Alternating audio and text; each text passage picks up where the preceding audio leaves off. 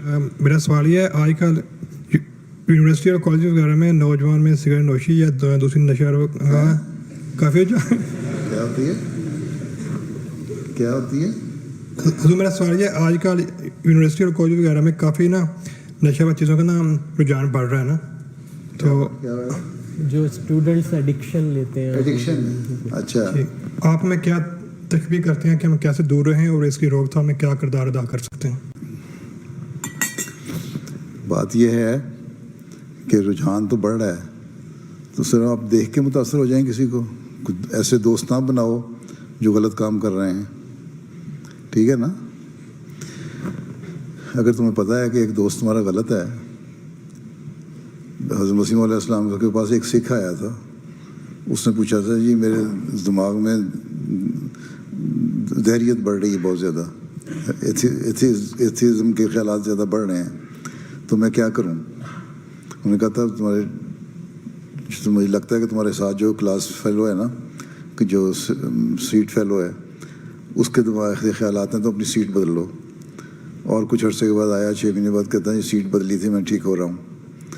तो बात यह है कि जो गैर महसूस तरीके पे आदमी को ख्याल नहीं होता, वो असरअंदाज हो रहा होता है दूसरों से। इसलिए अपने दोस्त जो बनाओ, इसलिए आंसर में फरमाया कि तुम्हारे दोस्त अच्छे होने चाहिए।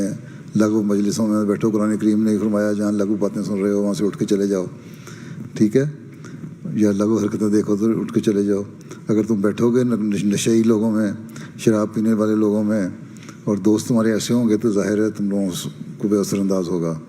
इसलिए बचने के लिए ज़रूरी है कि ऐसे लोगों से दोस्तियाँ न बनाओ। हाँ, अगर कोई तुम्हारा बचपन में कोई दोस्त था और वो इस किस्म के एडिक्शन में है और वो अभी भी दोस्ती करना चाहता है, दोस्ती करो, लेकिन उसको समझाओ कि ये बातें गलत हैं, लेकिन उसको समझाने की हद तक रखो। ये ना हो कि उसके वक्त गुजार के उसी के नशे में चढ़ जाओ। और बहुत सारी बुराइयां जो हैं इंसान में, उसकी इसी वजह से पैदा होती हैं कि माहौल उसको मुतासर कर रहा होता है, ठीक है? इसलिए एडिक्शन अगर यूनिवर्सिटी वगैरह में है तो इन ऐसे लोगों से बचो। बल्कि कुरान करीम में जब औरतों को पर्दे का हुक्म है, तो वहाँ यहाँ तक लिखा हुआ है जो बुरी औरतें हैं उनसे भी पर्दा करो, बचो, इसलिए ताकि तुम्हें असर ना हो।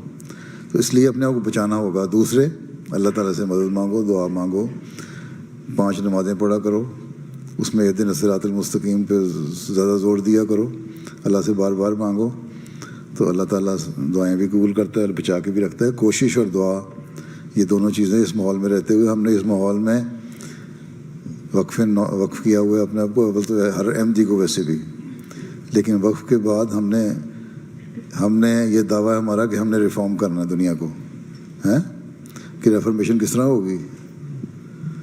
अगर इन्हीं के रंग में चले गए तो हम तो वही बन जाएंगे ना।